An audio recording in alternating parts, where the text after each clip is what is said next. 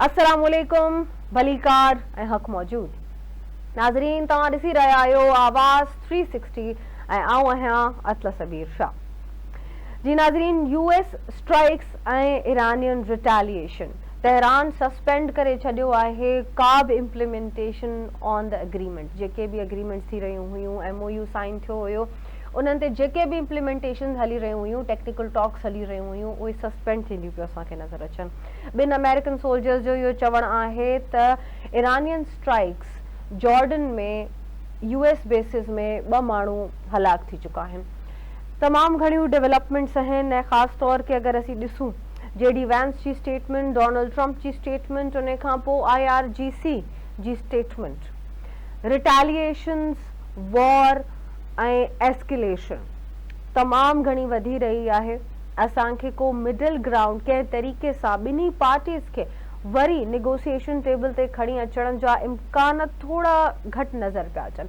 अगरि असीं मीडिएटर्स जी ॻाल्हि कयूं, मेन पाकिस्तान मीडिएटर आहे, अगरि पाकिस्तान जी ॻाल्हि कयूं त पाकिस्तान बि थोरो स्टांस पाकिस्तान जो थोरो आई वुड से वॉर्म ऐं ल्यूक वॉर्म अची रहियो आहे। कतर थोरो साइलेंट आहे इन में, जबकि ईरान US बेसिस जेके मौजूद आहिनि, कुवैत में, बहरेन में, जॉर्डन में, उन्हनि ते हमला कया आहिनि। इहे इनडायरेक्ट हमला ऐं direct retaliations against Israel and overall the GCC ममालिक जंहिंमें US बेसिस मौजूद आहिनि, उहे छा सर्वेलेंस लाइ यूज़ थियनि था, छा उहे डायरेक्ट अटैक जे लाइ यूज़ थियनि था Iran J against. IRGC, Iranian revolutionary guard corps, would know better. अचो हुन टॉपिक ते वधीक ॻाल्हायूं था। असांखे जॉइन कयो आहे Munawwar Hussain Panwar, he is an IR expert. जी मुनव्वर हुसैन पंवर साहब, इरानियन ख़त्मुल अंबिया IRGC जो चवणु आहे त every act of aggression will receive a crushing response. असां कंहिं बि तरीक़े सां कंहिं मीडिएशन जी तरफ़ वेंदे नथा ॾिसूं ईरान ऐं US खे। इन जे बारे में थोरो ॿुधाईंदा, छा पाण एक्सपेक्ट करे सघूं था ऐं छा जेके रिलेशनशिप आहे ईरान जो बिटवीन GCC ममालिक जेको ऑन आयतुल्लाह ख़ामेनेई फ्यूनरल थोरो बहितरी जी तरफ़ वेंदे असांखे नज़र आयो पे, छा उहो जेपर्डी में विझी छॾियो आहे ईरान? जी बिल्कुलु तव्हां सही चयो त हिन महिल इहो मेमोरेंडम ऑफ अंडरस्टैंडिंग जेपटाइज़ थियो आहे। अलबत्ता ईरान उनखे जेपटाए कयो आहे न। I won't buy this argument because memorandum of understanding article 1, article 5, article 9 ये टई वायोलेट थी वञनि ऐं उन में मुंहिंजो आर्ग्यूमेंट इहो आहे त अगरि बिलफर्ज़ GCC ममालिक 4 महीना उन्हनि इंतज़ार पे कयो, अगर थोड़ो इंतजार करना ऐं अगर उन्हनि खे वैसल गुज़ारणी हुयूं त ईरान वारे रस्ते तां गुज़ारनि हा, जीअं आर्टिकल 5 जीअं चए थो पियो। ऐं अगर उन्हनि खे अल्टरनेटिव रूट वठिणो बि हो त खणी ईरान सां हॉटलाइन ते राब्तो करना, छो त तालुकात ईरान, सऊदी अरब, ईरान, कतर, ईरान, ओमान काफ़ी बहितर हुया। ऐं अहिड़े नमूने सां ईरान खे बि न खपंदो हो त फौरन हमिलो करे आ, ईरान खे बि खपंदो हो त उहो हॉटलाइन ते राब्तो करे आ, वार्निंग जारी करे आ, सालिसनि सां राब्तो करे आ। अलबत्ता हाणे हिन में ॾिसो न हिकिड़ो टर्न आहे। टर्न इहो आहे त इहो मसइलो हो GCC मुल्कनि जो ऐं ईरान जो। इहो मसइलो अमेरिकन्स जो त न हुयो।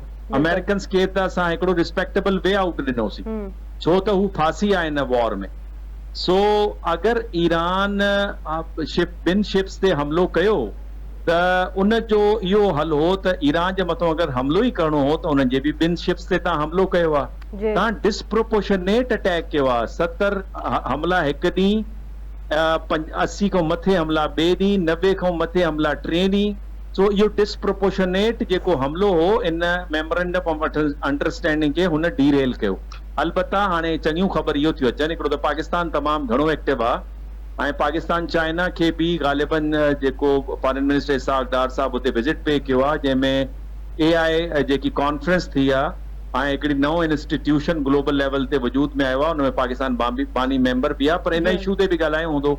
अहिड़े नमूने सां जेके रशियन फॉरेन मिनिस्टर आहे लेवरॉव, अॼु हुनजी बि स्टेटमेंट हुई त हू बि एक्टिव थी विया आहिनि ऐं हू चाहिनि था त GCC ममालिक ऐं ईरान जे विच में जेके ग़लति फ़हमियूं आहिनि उहे परे थियनि। त इहे 2 पॉज़िटिव न्यूज़ आहिनि। ऐं टे पासे JD वैंस साहब जो जेकी स्टेटमेंट आहे, गो के उहा स्टेटमेंट जेकी आहे उहा इज़राइल जे मथां इल्ज़ामात हू हिन महिल मिलियंस ऑफ डॉलर्स ख़र्च कनि था ताकि जेडी वेंस खे टारगेट कयो वञे, जी पर उन में हिकिड़ो इशारो बि आहे त ख़ुदि अमेरिकन एस्टेब्लिशमेंट या अमेरिकन एडमिनिस्ट्रेशन में अहिड़ा माण्हू आहिनि जेको हिन मेमोरेंडम ऑफ अंडरस्टैंडिंग खे अॻिते वठी वञणु चाहिनि था पिया। राइट। मुनव्वर हुसैन साहब हिकिड़ी ॻाल्हि ॿुधाईंदव, तव्हां हींअर क्लियरली मेंशन कयो त पाकिस्तान तमामु एक्टिव आहे AI कॉन्फ्रेंस में, पाकिस्तान जो काफ़ी सुठो रोल रहियो आहे। उन खां पोइ ओवरऑल असां GDP जे हवाले सां बि सुठी न्यूज़ ॿुधूं पिया कंहिं हद ताईं, पर ईरान ऐं US जे विच में जेके मीडिएशन पाकिस्तान पहिरियां करे रहियो हुयो, छा तव्हांखे लॻे थो त उन्हनि एफर्ट्स में थोरी घटिताई आई आहे हाल ई में? घटिताई असल में थोरो मुश्किल इहो आहे त ॿिन्हिनि मुल्कनि हिन महिल हार्ड स्टांस वठणु शुरू करे ॾिना आहिनि।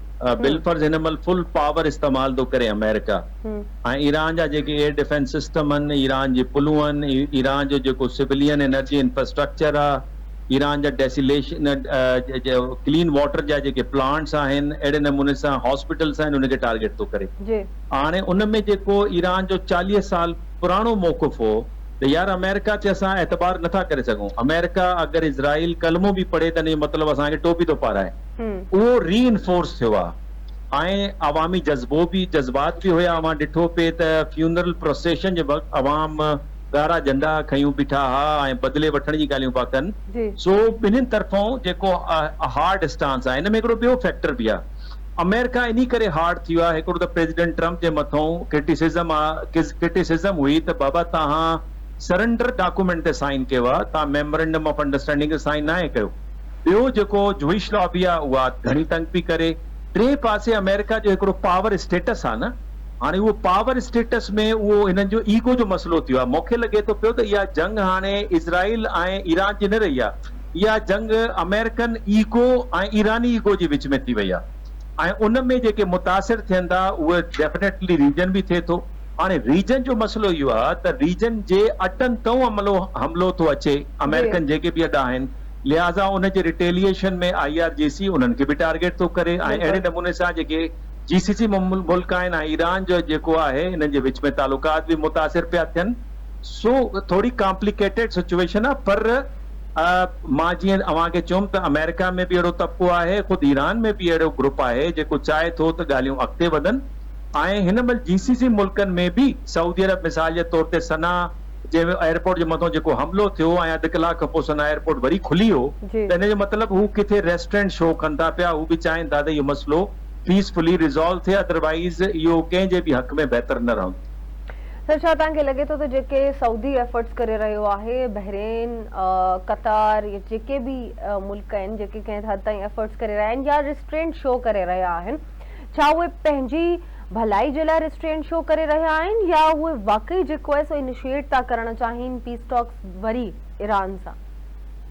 असल में बहरेन, कुवैत ऐं UAE उन्हनि जो त हाल इहो आहे त न उहो विड़ी था सघनि, पर उहो अमेरिकन साइड ते आहिनि, इज़राइली साइड ते आहिनि। Very but at the same time Munawar sahab, UAE launch direct attacks on Iran as well, उन्हनि डायरेक्ट अटैक कया आहिनि ईरान ते। जी जी जी जी मां उहे चवां थो न त UAE, बहरेन ऐं कुवैत, ये टे मुल्क वाज़े तौर ते इज़राइली साइड ते बीठल आहिनि, जॾहिं त सऊदी अरब ऐं कतर ऐं ओमान उन्हनि जो स्टांस ज़रा डिफरेंट आहे, मेच्योर आहे, ऐं स्ट्रेटेजिकली रैशनैलिटी उन मां रिफ्लेक्ट थी थिए। सो इन्हनि टिनि मुल्कनि खे, हिननि टिनि मुल्कनि सां असां नथा ॻाल्हाए सघूं, पर ओवरऑल छा आहे त अगरि ख़ितो मुतासिर थींदो त इहो कंहिंजे बि हक़ में बहितर न आहे, ख़ुदि ईरान जे हक़ में बहितर न आहे, छो त अगरि इहे पाण में अरब ऐं अजम या शिया या सुन्नी जे हैसियत सां विढ़ंदा त हिन जे विच मां हवा निकिरी वेंदी त ग्रेटर इज़राइल जो ख़्वाबु पूरो थींदो। मां सम्झां थो त विचो रस्तो बहितर आहे। अमेरिकन्स में ॾिसो, अमेरिका में मां अगरि तव्हां जेफरी सैक्स खे ॿुधो, जॉन मीरशाइमर खे ॿुधो, कर्नल डगलस खे ॿुधो, everybody is agreed that this war has been lost. हाणे इन वॉर खे जेको आहे उहो लिंगर ऑन करणु जेको आहे उहो अनएंडिंग वॉर आहे न, जंहिंमें जेडी वेंस साहब चयो त America first does not mean to have a unending wars and long wars. America first जो मतिलबु इहो आहे त तव्हां डिप्लोमेसी जे ज़रिए अमेरिकन मफ़ादात खे प्रायोरिटी ते रखो, पहिरें नंबर ते रखो, दैट इज़ अमेरिका फर्स्ट। त अप्रोच में हिकिड़ी तब्दीली रूनुमा थिए थी पई। मुनव्वर हुसैन साहब, छा तव्हांखे लॻे थो त ही जेके स्टेटमेंट्स आहिनि जेडी वैंस जूं रिसेंटली आयूं आहिनि इज़राइल जे ख़िलाफ़, ऐं उन्हनि पॉइंट आउट कयो आहे त इज़राइल जो पेड प्रोपेगेंडा बि तमामु घणो हली रहियो आहे, छा जेडी वैंस पॉलिटिकल हिकिड़े एडवांटेज जे लाइ इहे स्टेटमेंट्स ॾेई रहियो आहे या जस्ट जेको अमेरिकन फर्स्ट पॉलिसी आहे उन खे कैरी फॉरवर्ड पियो करणु चाहे?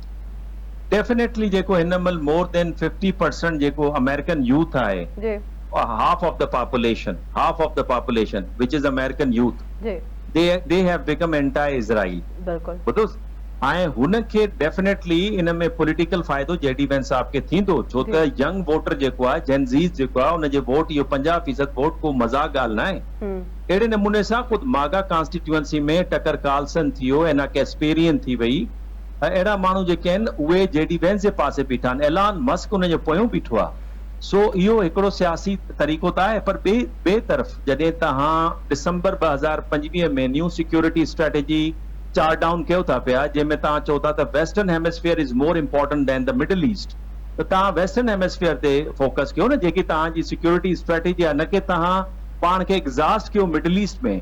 ऐं ॿी ॻाल्हि इहा त अमेरिका खे इहो सम्झणु घुर्जे त V are living in a multi civilizational world, जंहिंमें वेस्टर्न सिविलाइज़ेशन जी डोमिनेशन न आहे रही, ॿी civilizations they have come up, ऐं सिस्टेमिक लेवल ते जॾहिं तब्दीली अचे त उनजो इम्पैक्ट तव्हांजो peripheral nation, middle range powers, regional countries जे मथां नज़र ईंदो आहे उनजी फॉरेन पॉलिसी में। सो नज़र आयो आहे, छो त तव्हां ऑक्टेगोनल मल्टीपोलर वर्ल्ड में था रहो, America is not the sole super power.